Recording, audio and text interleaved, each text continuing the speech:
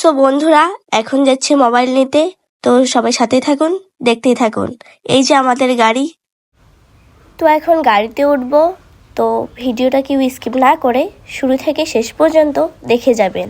আজকে কোথায় যাই এবং কি করি সবগুলোই আপনাদের সামনে তুলে ধরার চেষ্টা করব।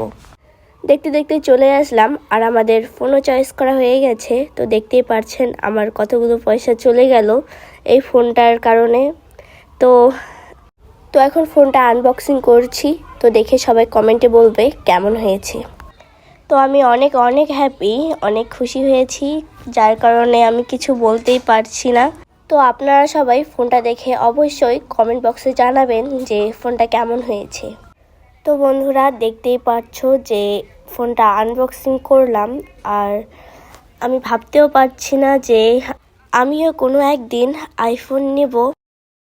তো এইখানে দাদাটাও ফোনটা আনবক্সিং করলো, আর ওইখানে যা যা নিয়েছিলাম সবগুলোই আপনাদের সামনে তুলে ধরা হয়েছে। তো আপনারা দেখতেই পারছেন যে আমরা এখানে কি নিয়েছিলাম।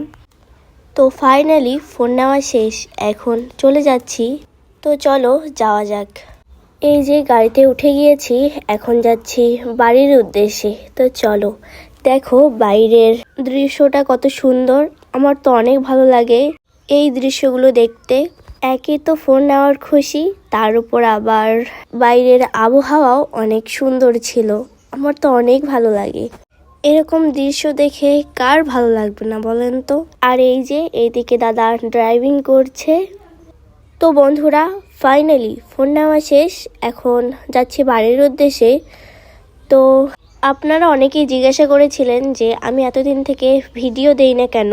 আমার বিভিন্ন সমস্যার কারণে এতদিন থেকে ভিডিও দেই না। তো এখন থেকে রোজ চেষ্টা করব আপনাদের সামনে নতুন নিত্য ভিডিও তুলে ধরার জন্য।